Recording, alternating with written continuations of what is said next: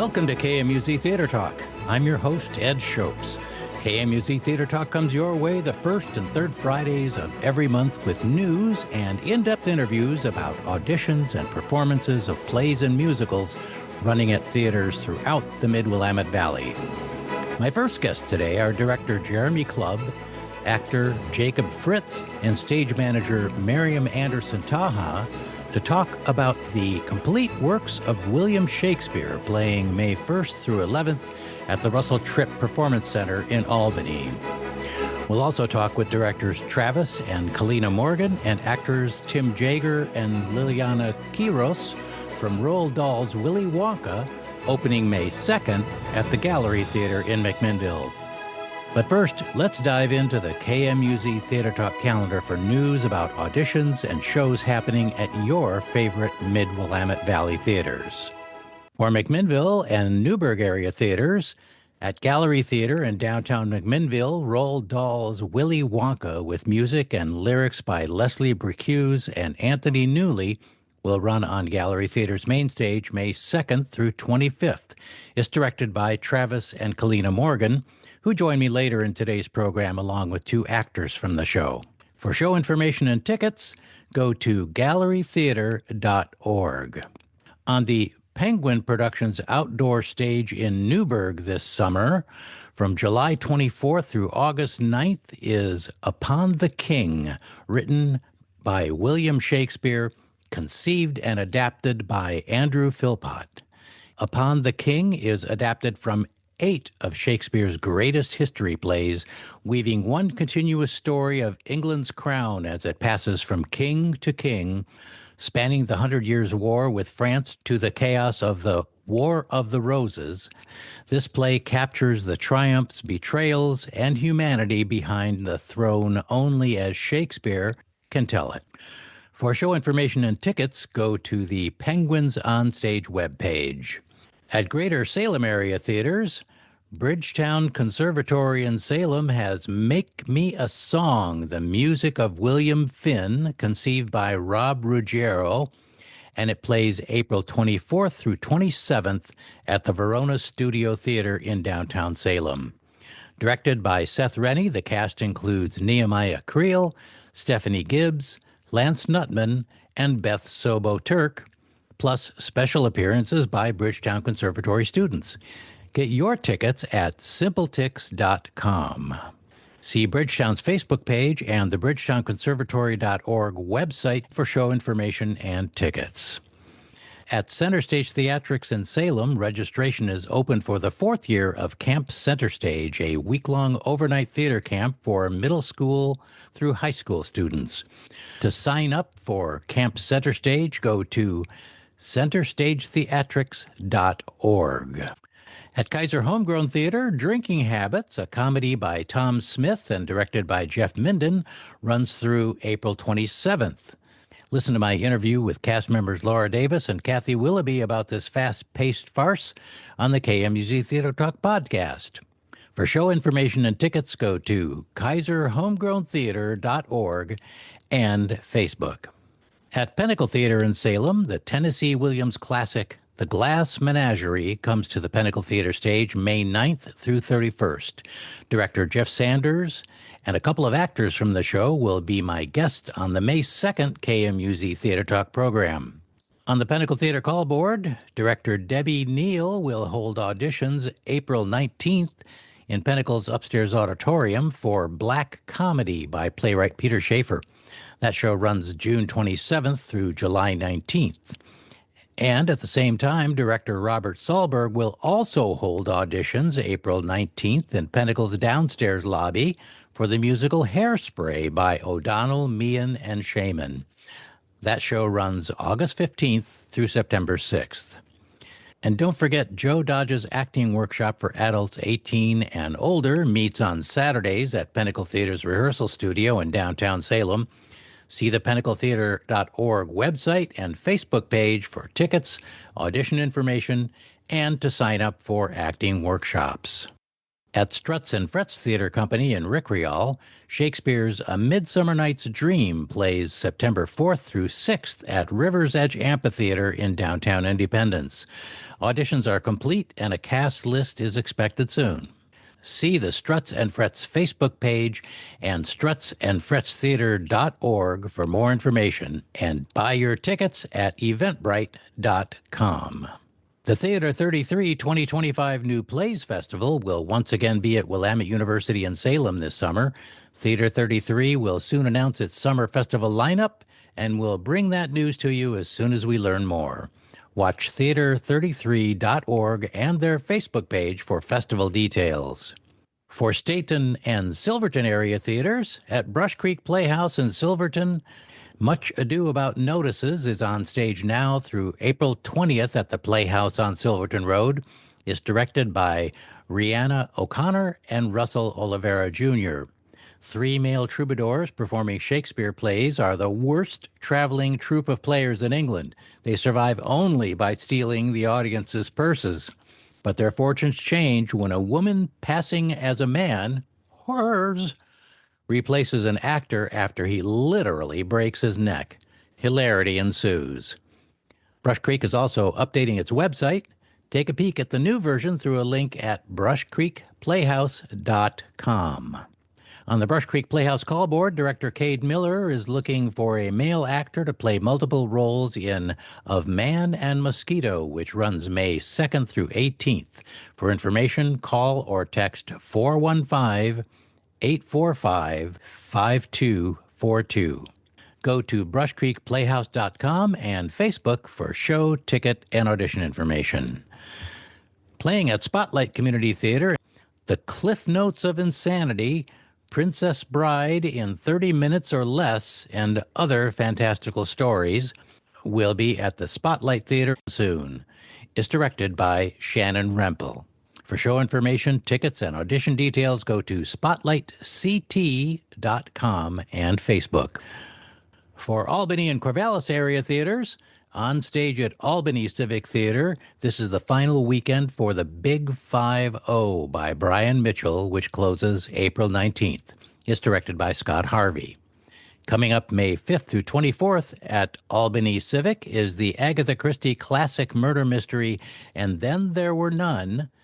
It's directed by Ken Long. On the Albany Civic call board, for all you Edward Albee fans, auditions are coming up May 12th through 14th for his masterwork, Who's Afraid of Virginia Woolf, directed by Sarah Roth. For show information, tickets, and audition details, go to albanycivic.org and Facebook. This summer's annual musical by the Mid-Valley Musical Theater in Albany is Walt Disney's Tarzan the Musical, with music by Phil Collins. Performances are August 7th through 16th. For show information, audition details, and tickets, go to mvmtheater.org and Facebook. Mid-Valley Productions in Albany will present the complete works of William Shakespeare, abridged, revised, again, in partnership with NPC Productions, May 1st through 11th at the Russel Trip Performance Center on the Linn-Benton Community College campus in Albany. It's directed by Jeremy Clubb, who joins us later in today's program along with actor Jacob Fitz and stage manager Mariam Anderson-Taha to talk about this hilarious adaptation of the Bard's works. For show information and tickets, go to midvalleyproductions.org and Facebook. At the Majestic Theater in downtown Corvallis, a Reader's Theater production of Becky, Nurse of Salem by playwright Sarah Ruhl happens April 26th and 27th at the Majestic Theater. It's directed by Robert Leff. This contemporary ensemble comedy centers on an ordinary but strong-willed grandmother just trying to get by. She's also the great-great-great-great-granddaughter of Rebecca Nurse, who was infamously executed for witchcraft in 1692. Desperate to raise her troubled teenage granddaughter right and hoping to hook up with an old flame, Becky asks a local witch for help, but those spells and potions don't work out exactly as planned. After that, look for Lerner and Lowe's My Fair Lady, running May 2nd through 18th at the Majestic Theater. It's directed by Emily Farron, with musical direction by Jim Martinez. On the Majestic Theater call board, open auditions are April 19th and 20th for As You Like It, Shakespeare's wonderful romance play set in the Forest of Arden. Directed by Harriet Owen Nixon, the show will be performed in the outdoor amphitheater at Starker Arts Park in Corvallis, July 12th and 13th. For show information, tickets, and audition details, go to majestic.org and Facebook. For the Mid-Valley Colleges and Universities, Chemeketa Community College's Theater Under the Stars presents Disney's Mary Poppins, July 29th through August 7th at the Jerry Frank Amphitheater in Salem's Riverfront Park.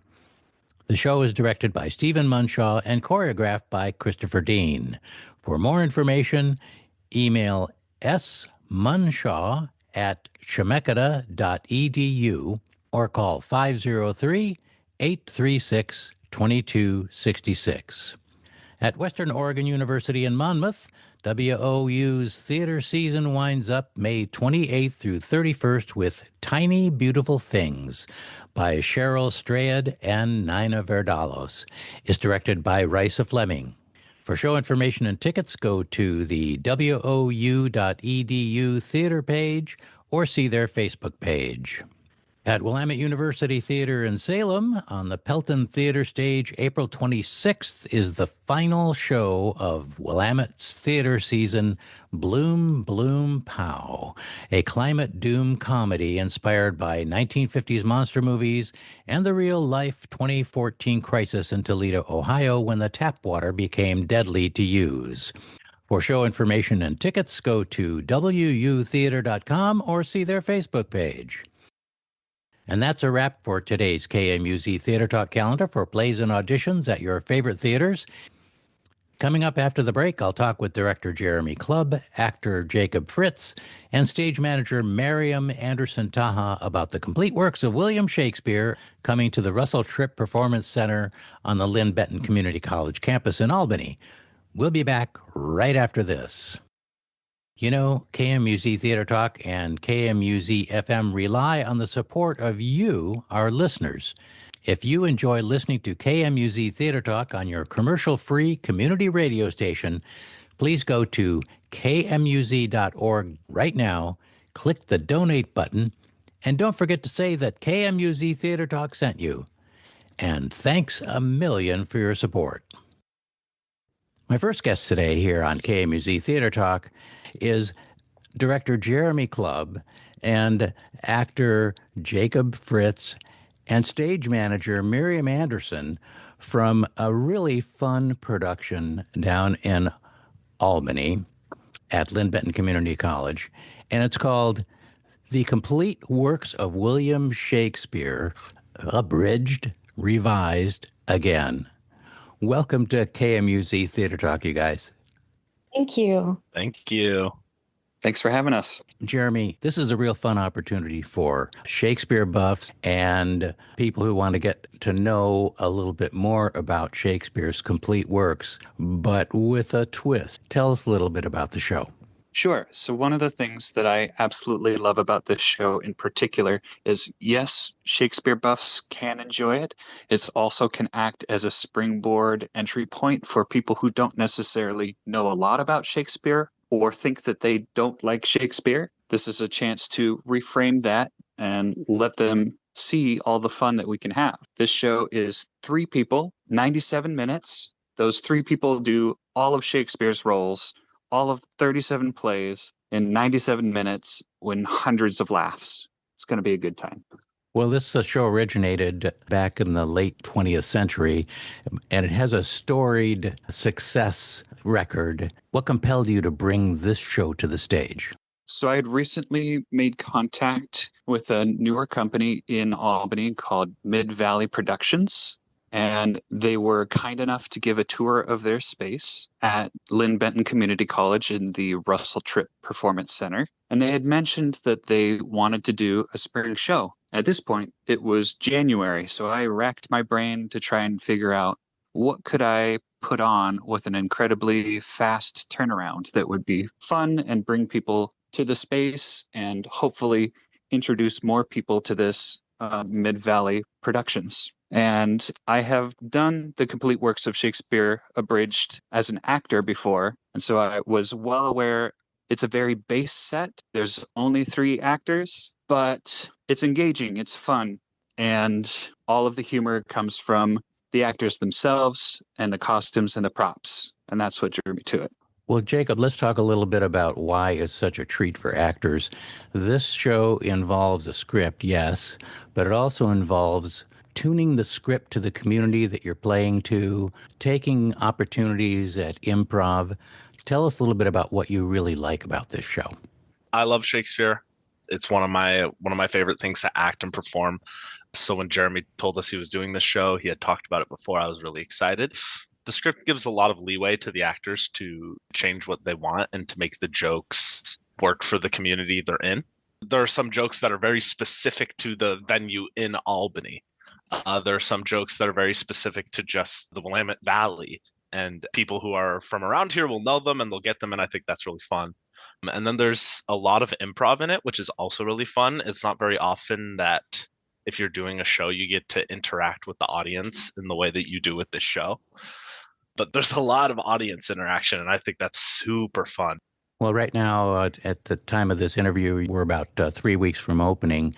How zany is it in rehearsals? And how much do you think is actually going to end up in the final production? It's pretty zany. We only usually have about 2 or 3 people in the audience right now. We'll have Jeremy and we'll have Mariam, and then maybe a costume designer or a prop person there to watch the show. So we don't get to do as much audience interaction right now.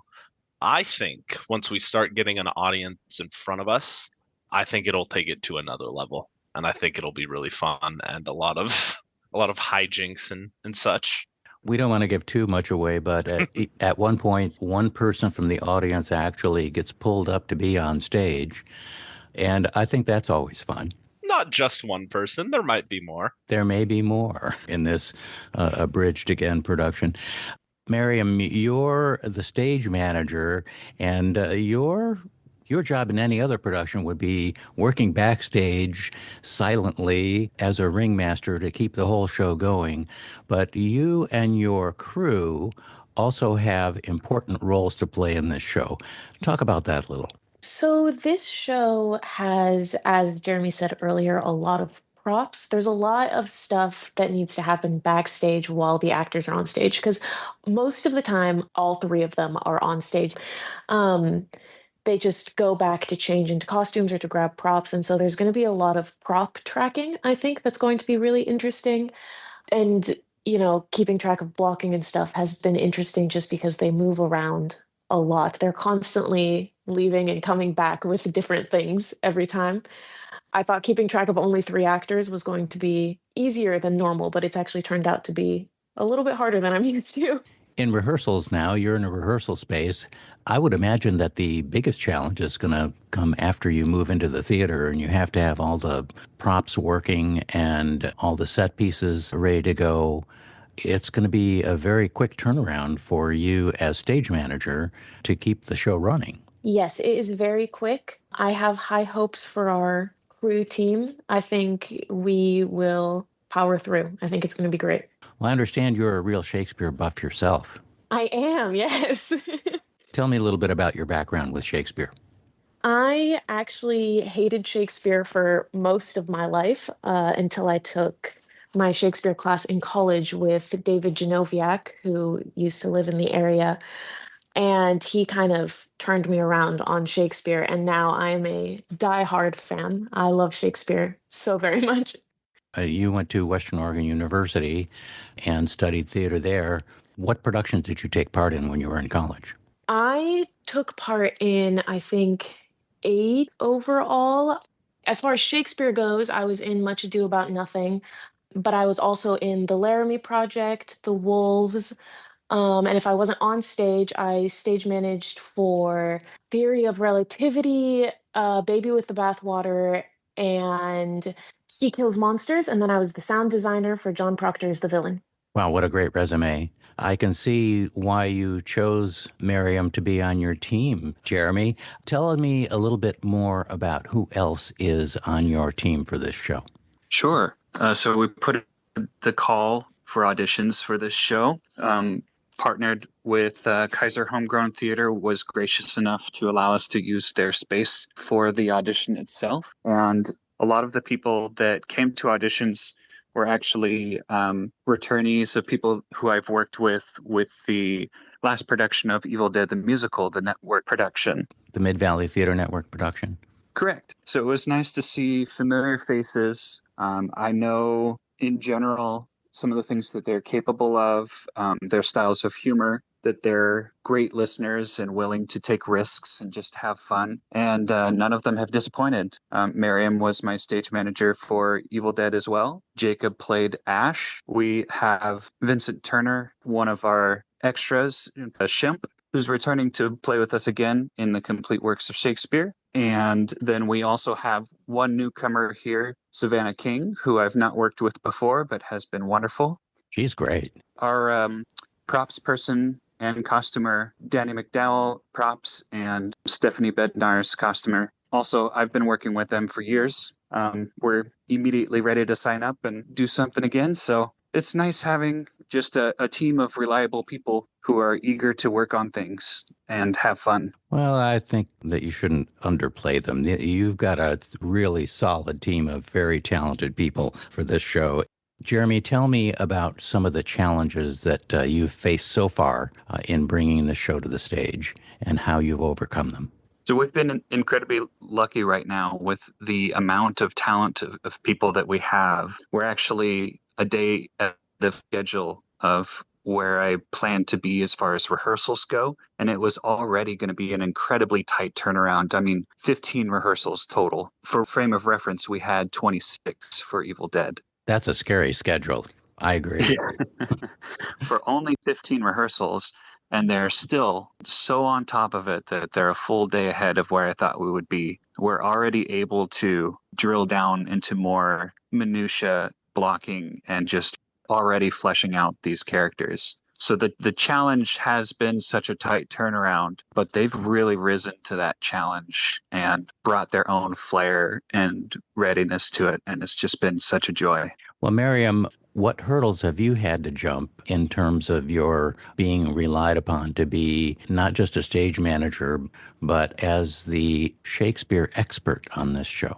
Fortunately for me, both Savannah and Jacob have a lot of Shakespeare experience, actually, but I've been working with Vincent Turner, our third actor, who has no Shakespeare experience. He actually also doesn't like Shakespeare very much, so I've been working with him, teaching him to love it, and I think it's going pretty well. It's a lot of fun text work. Vincent also has the serious, most of the show is, light and easy, and the Shakespeare isn't too hard, but Vincent has the one serious Shakespeare monologue in the show. So we've been working on that together, and it's been a lot of fun. I love teaching and I love Shakespeare, and so Vincent is very willing to learn and very willing to work with me and indulge me in my deep passion. So it's good.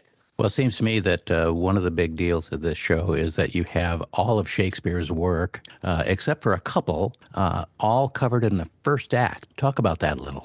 Yeah, actually, they are all covered in the first act except one, and the entire second act is the second one, which I want to give that away. I think you'll see when you come and see it. But it's a lot of a couple plays and, a lot of fun references. So if you know Shakespeare, you'll get the reference and you'll say, oh, that's that one. And I think the script does a really, really good job of combining some of the plays or talking about how some of them are really similar and some of them are really different, and talking about the histories and the tragedies and the comedies and the similarities and differences between them.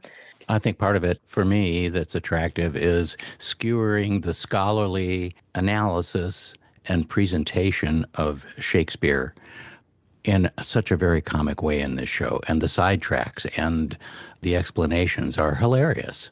Yeah, it is a comedy, but at the end of the day, the three people that are doing the play are passionate about Shakespeare. That is true no matter what three people are doing it. They have to have at least a little bit of passion towards Shakespeare. So even though they're doing the lines and it's supposed to be funny, they have to at least understand what they're saying. So there is still some text analysis. There is still, during rehearsals, I'm telling them, what syllables they're supposed to hit or how to say a word a certain way so that it reads correctly, which has been fun.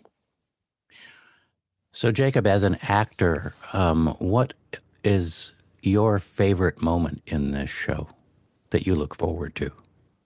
That's a great question. I also do get a little bit of a serious monologue. And the serious monologue I get to deliver is a big chunk of Hamlet's final monologue. And I had never read it before, and I was, doing my research and reading it, and I was like, wow, this is an awesome monologue. Like, this is beautiful. I love the way this is written. So I'm really looking forward to getting to do that seriously and doing it like I was in a production of Hamlet. I'm really excited about that. Other than that, I had a professor tell me once that everything you will ever need to know about acting, you can learn from Shakespeare and the Looney Tunes. And I think this show is a great combination of both of those, especially with all the props. There's a bunch of, slapstick fun comedy, but there's also, actual text from Shakespeare that we're acting out. So I think that's a really fun way to view it. So do you channel Foghorn Leghorn at all in this show? Because he's my favorite Looney Tune character. I'm Pay attention when I'm talking to you, boy. I'm more of a Bugs Bunny. I'm causing hijinks and causing mischief. Uh-huh. Oh, that's great. That's a fun way to look at the show. So, Jeremy, it sounds like you've got your hands full, but what do you enjoy most directing this show every night? What do you look forward to? I look forward to working with this team and to creating a safe space for people to get excited about Shakespeare. One of the big things of this for me is having an education piece to it. So the lobby will also have different resources for where to go to learn more about Shakespeare. There's hidden Easter eggs throughout the show that will be for education purposes. And we're also in talks with several of the Albany high schools trying to arrange student nights and talking with sponsors about getting those nights covered and getting transportation arranged. So hopefully we're just trying to make it more accessible to the point where they just have to show up to their school and get bussed over to see a free show and get to enjoy it. That's our goal. That's what we're working for, bringing everyone together to have a good time. And that makes me really, really excited. Well, that's a really fine way to get the youth involved as well. There are so many other plays and films that are based on Shakespeare's work that people aren't aware of it. I think the Complete Works of Shakespeare Abridged is a good way to get a really kind of Cliff's Notes view of Shakespeare in both a humorous way, but also a very serious way, too. The mouse is adept at learning from Shakespeare. Jeremy, what do you hope the audience is going to take away when they leave the theater? What do you hope they're going to be talking about in the car on the way home? I hope they're going to be talking about how it was worth the trip. This is new to me to be working specifically down in Albany. I've done a lot of work from the Salem area up to the Portland area, but this is more of a first for me to be venturing down into the Albany area and trying to gather a whole new community and also bring some of my community from the Salem area down there. So I'm hoping that first thought will be, man, that was worth the trip, and just be laughing the whole time and have their interest peaked to be, how do I learn more? How do I get involved? I want to do things like this. That's my hope. Well, speaking of Albany and Trip, this play is going to be staged at the Russel Trip Performance Center at Linn-Benton Community College. What is that stage like? It is a college space. So we're very, very lucky because they had a lot of funding. It is a 45-foot wide and 30-something feet deep performance space.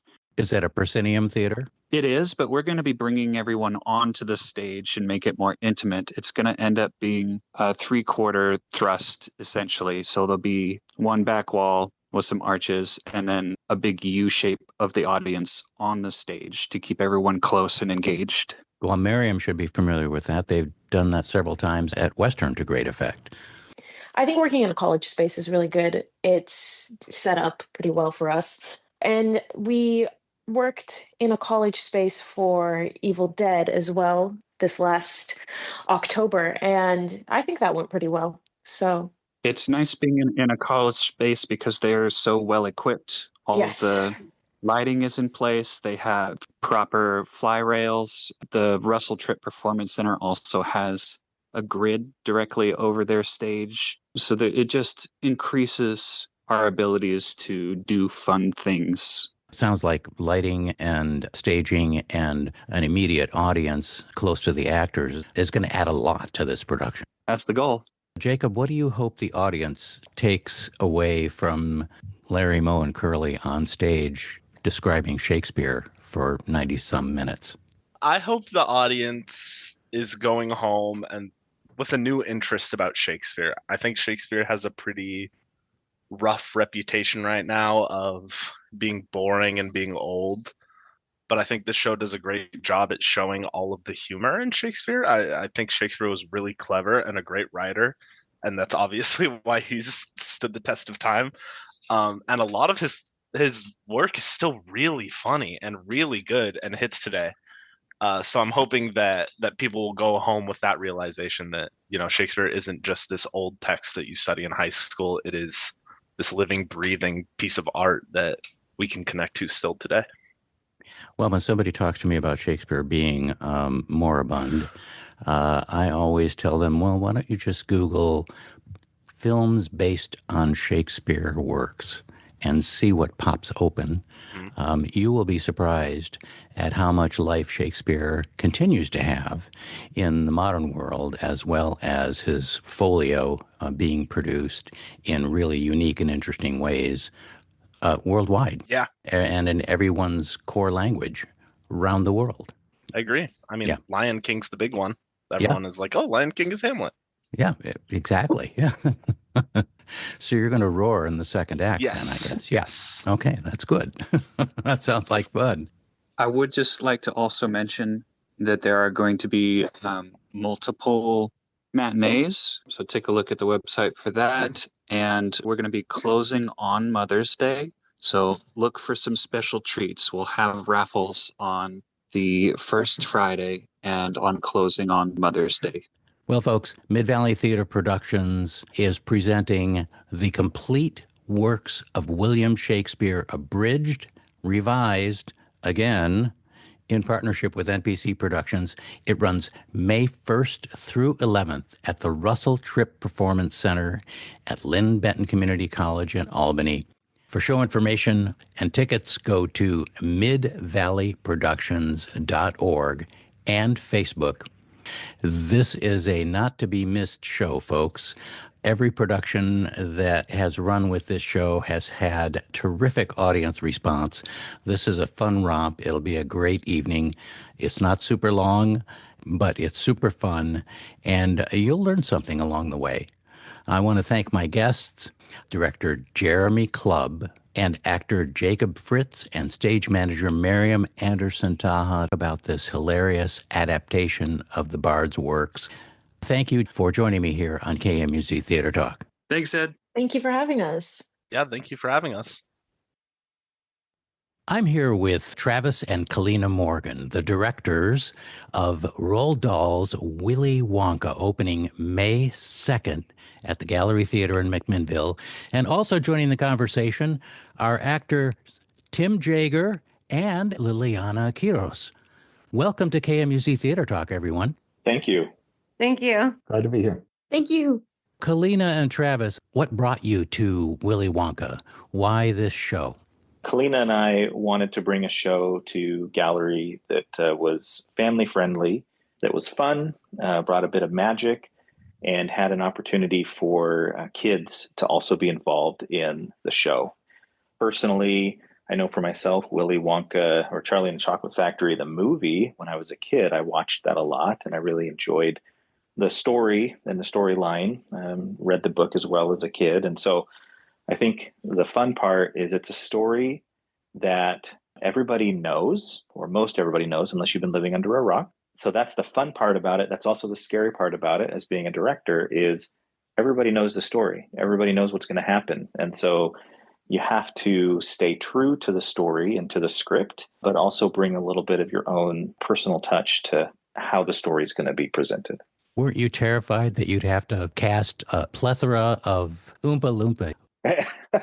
This is a very fanciful tale, and I'm curious to know, Travis and Kalina, how you guys are going to stage this, because it just, you have, if you're someone who's seen the films, and there are several versions, you can see how extravagant some of those sets are. They're like James Bond evil in a chocolate factory. Yeah. So how are you going to bring that to the main stage at Gallery Theater?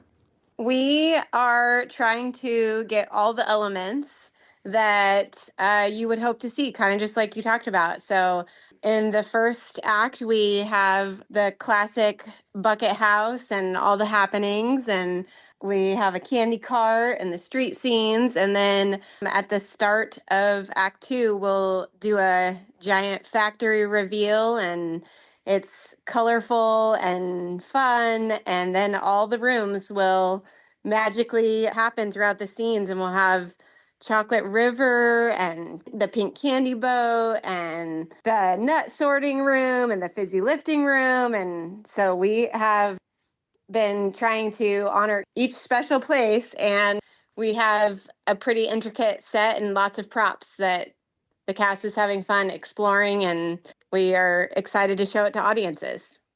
You must have a large tech crew and construction crew working on this thing already.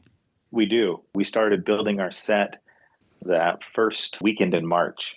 Spring break a couple of weeks ago, a lot of the cast was off vacationing with their families. And so we used our rehearsal time to work on building the set. And the cast themselves have really been intricate and involved in building the set and building the props. And we have a lot of kids in the cast. I think we counted the other day, we're right around 25 kids are in this cast of 37. Wow, that's an enormous number of young people in a show. That's really terrific. Normally, that would be like an entire cast for a show from summer camp. Yeah.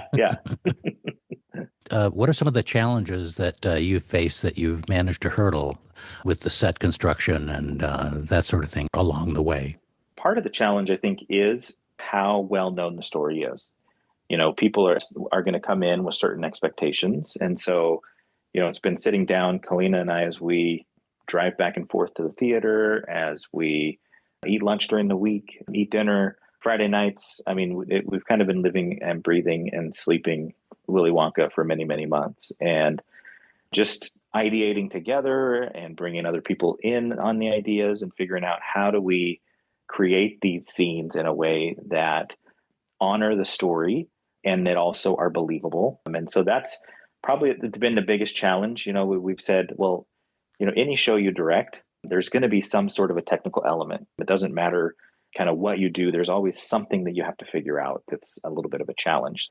The part that's a little bit unique about this one is that every one of the golden ticket winners has a unique exit or a unique trick that you have to pull off in order to tell the story. And so each of those scenes in Act 2, there are unique elements that are brought out to show the scene and to tell the story.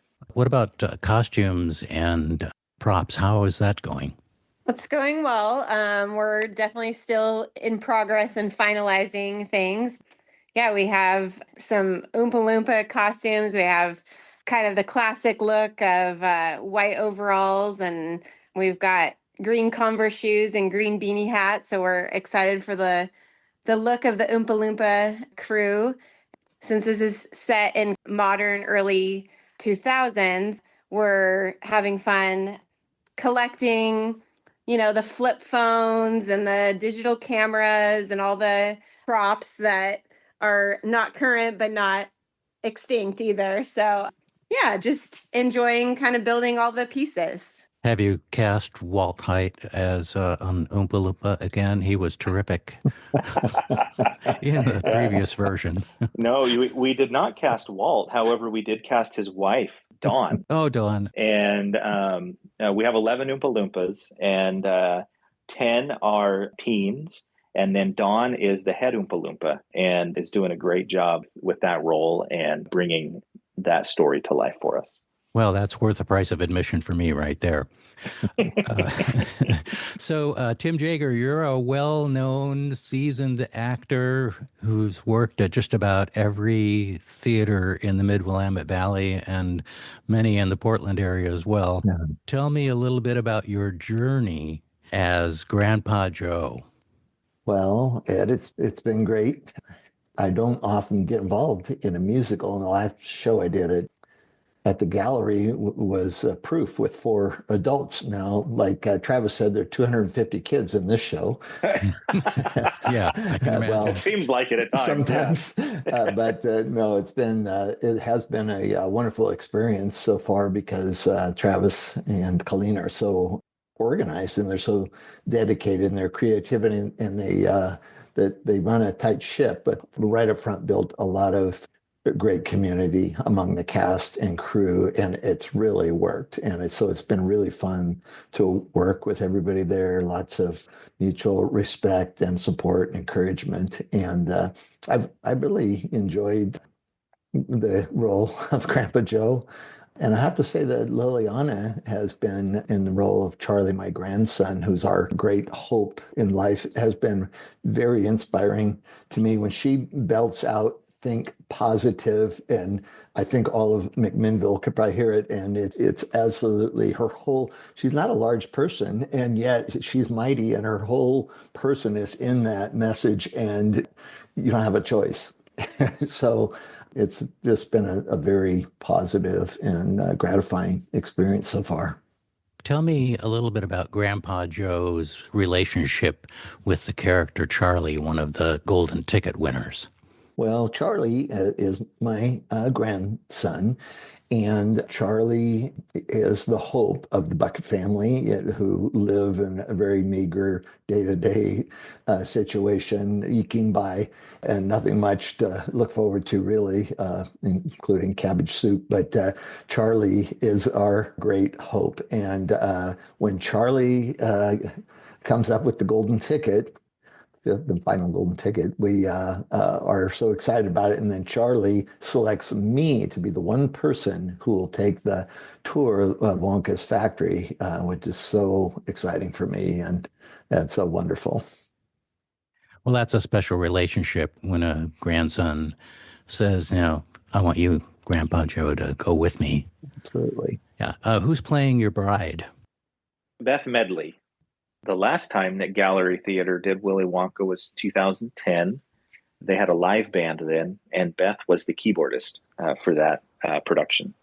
So are you doing this with tracks? Yes. Why did you choose to have tracks instead of having a live band on stage?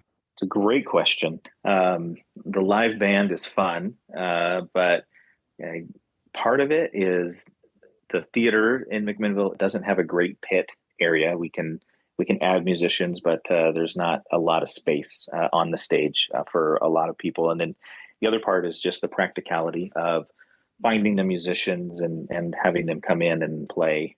So a lot of the shows that we've done in recent memory at Gallery have used tracks. You certainly can't get a very large orchestra on stage left. No, not at all. That's a little tight back there. Yes, it is. Liliana, tell me a little bit about your journey as Charlie Bucket. That is a really plum role for a young person to play in their theatrical career. So I'm just really, really excited to play Charlie. He's just such a positive person, and I love how positive and kind he is. He's just such a sweet, person. And I really like the message that the show brings, that like good things happen to good people. And it's just been really fun. Like rehearsals are so fun. I feel like everybody who's in my Bucket family, I genuinely get along with so well, especially Tim. I feel like my chemistry with Tim is just great. And I feel like we get along great when we smile and we're singing together. Like it's really just genuine because we really are just having a fun time together. Well, I'm glad to hear that. You guys are a couple of pros. Thank you. What's the most fun thing that you look forward to going to rehearsal? Well, one of my favorite numbers that I get to do is Think Positive, who I get to sing with Joseph Cannon, who plays Mr. Bucket, my father. And that's just another really, really fun number. Like the choreography is great. The song is great. I love spending time working on it with Joseph. And Joseph's just such a good person too. And I get along with him really well. So the chemistry is really genuine there as well. Honestly, any number that I get to do is just like such a fun time. What's it like being on stage with your golden ticket competitors? Everyone's trying to win the grand prize. Well, on stage, I suppose we don't all get along, but backstage behind the scenes, we're all really good, close friends, and we all get along really well. So they're all really fun to work with. Kalina, who is your choreographer for this extravaganza? Her name is Robin Folsom. She is actually new to gallery. I had met her through my daughter doing a theater experience up in Sherwood and fell in love with her and just was like, hey, will you come work with us? It's been fun to have her choreographing for us. What was your vision for the choreography and the musical scenes for this show? We definitely started our choreography journey with making sure the Oompa Loompas, our strong dance force and had kind of a special flair to them. And then we just slowly added in the big group numbers of adding in Golden Age of Chocolate and Golden Ticket, so we could get the whole company and again 37 people on a full stage with lots going on. She has, mastered getting everyone on there and windows and all the fun of simple steps, but having a good time. So, Well, that sounds perfect. yeah. What has been the biggest challenge for you, Kalina and Travis, in working with such a large cast? I think it's the same challenge that you have when you work on a project. Everybody is busy. So managing everybody's schedules and then trying to make really good use of everybody's time. People, when they're called to a rehearsal, they want to be used. And so sometimes things happen that are out of our control and somebody may not have as much time working something as we thought, but probably just managing all of the various different schedules and then figuring out with 37 people, how do you move all of these people through and tell the story in an effective way, and your pathways on stage and backstage and all of that. We're getting into the point now here. We're 3 weeks away from the show opening, and we're starting our stumble throughs or working the acts kind of scene to scene and seeing how that those transitions go. So we've got a lot more work to do over the next 2 weeks here before we get into our dress rehearsals. But the cast so far has worked really hard, and we're excited about what we're seeing. The magic elements we're already seeing on stage before we've added tech and lights and all of that stuff. Well, what have you learned that you didn't anticipate when you proposed this show? We knew it would be a big commitment, but we're learning that both of us want it to be as magical as it is in our conversations and just like how we envisioned it. And so we're both workhorses and want to like be at the theater all the time because we're like, we could perfect this, we could finish this, we could add this.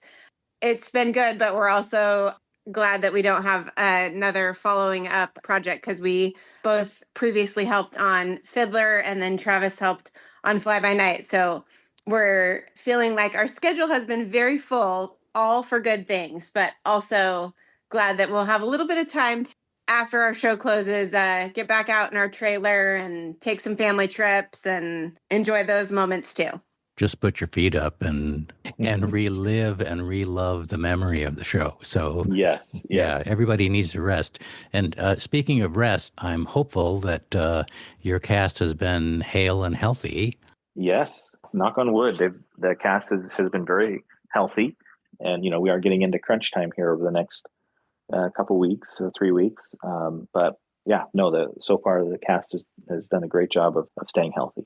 Well, I think that's a tribute to you and Kalina for managing rehearsals so that people aren't just exhausted every night as well too. So I know that in a big cast like this, one person catches a cold and everybody has it Yeah. in about Yep. 3 days. So that's always tough. Tim, back to you, my friend.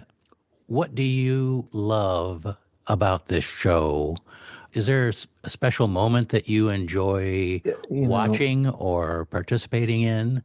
Yes, I love watching the kids, the Oompa Loompas, and all the other kids in the show. They're just adorable and they're so committed and they're so fresh and full of life and so talented. And it just really makes me feel good. It just makes me smile to see all these kids working in theater and to realize that there's all this fresh young blood coming up in the theater in McMinnville at the gallery, and that's exciting. Your character is in bed a good part of the time until he actually gets his carcass out of bed and goes to the chocolate factory. Give us a little preview of how that's going to be presented on stage. Well, it's, the four of us grandparents were very snug in our bed together for the whole first act, and we get along great. We've figured out that, we've had a little side conversations about how things like bio needs and so forth must be handled in terms of grandparents that just live in bed together all day long, day in and day out. And we just had some fun with that, but it's great. Nobody moves around too much. There's really not room for that. Not a whole lot of blocking when you're in bed. No, and there's accusations of you're on my side, but it's all working out so far. I've seen it staged a couple different ways, but the way I've really loved seeing it is having the almost vertical bed.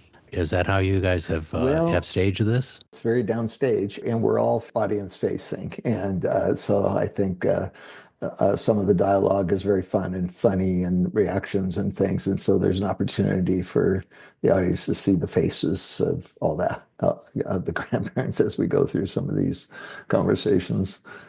Liliana, how do you balance your schedule between school and rehearsal and dance rehearsals and vocal rehearsals? How do you manage your time as a busy young person? Well, luckily, rehearsals start after school, so I have time to get home and do homework in between and eat a good dinner. And Travis and Kalina are really nice and flexible with their schedule. So if something doesn't work out with an activity I already have, they're willing to flip things around and walk a different scene. So they're very flexible and luckily really nice. And so I make way in my schedule usually, but it's out after school and I have time in between to balance most of my homework and stuff. Travis and Kalina, what do you want the audience to take away from this show? What is the vision that you hope to bring them by the time the curtain goes down? And what do you want them to be talking about in the car on the way home? I think it goes back to, everybody knows the story of Willy Wonka, Charlie. I think Liliana said it pretty well earlier when, she talked about, Charlie and how, good things happen to good people. There is the story of succumbing to temptation, but then there's also the redemption, because if you remember, Charlie and Grandpa Joe also succumb to temptation. And they drink the fizzy lifting drink and they get lifted up and almost get sucked up into the fan, and they figure out how to avert that situation. And then at the very end, Charlie is honest and apologizes for drinking the fizzy lifting drink. And that's what Willy Wonka was looking for, was realizing that people will be tempted, people will make mistakes, but then being able to own up to your mistakes and to learn from those mistakes and to grow. There's a lot of stories that happen in that, but I think that's kind of the overarching theme. And then also, I think for both of us, we want this to be an opportunity for families to maybe introduce their kids to live theater. I remember when we took our kids to live theater the first time, and they loved it and they have been involved with it. Our daughter has done theater. She's on stage with Liliana in this show. Our son has done backstage tech work, and it's kind of a family affair. So that's for us. We also want to be able to bring families together in a fun and a safe environment for them to share a couple of hours of entertainment together.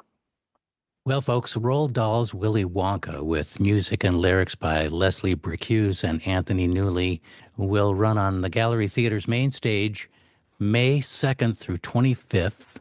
It's directed by a couple of my guests here on today's show, Travis and Kalina Morgan. You can see Gallery's Facebook page for a wonderful casting post, so you can learn a lot about the show and the cast on Facebook. And for more show information and especially important tickets, get them now, because this is going to be a hot project and it's going to be tough to get tickets when you get closer to opening. Go to gallerytheater.org. I can't emphasize enough how much fun this show is, and with so many kids in the cast, it's going to be a really popular show and a tough ticket. So go to gallerytheater.org and get those tickets now. I want to thank my guests, directors Travis and Kalina Morgan, and actors Tim Jaeger and Liliana Quiroz. Thank you so much for joining me here to talk about Willy Wonka on KMUZ Theater Talk. Thanks for having us. Thank you. Thank you, Ed. Thank you for having me.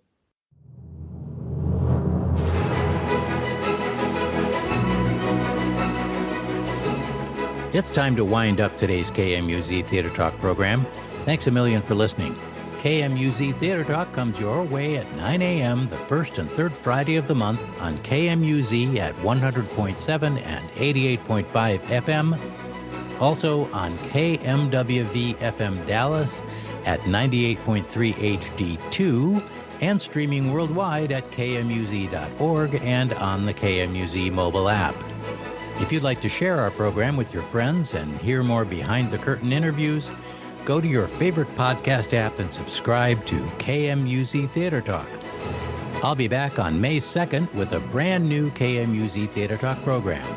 Meanwhile, see the KMUZ Theater Talk Facebook page for news and updates about live theater in the Mid-Willamette Valley. Next Friday at 9 a.m. on KMUZ 100.7 FM, you can hear Talking About Art with our friend Joel Zach. KMUZ Theater Talk is proud to partner with the Mid-Valley Theater Network and with Press Play Salem. And until next time, I'll see you in the front row.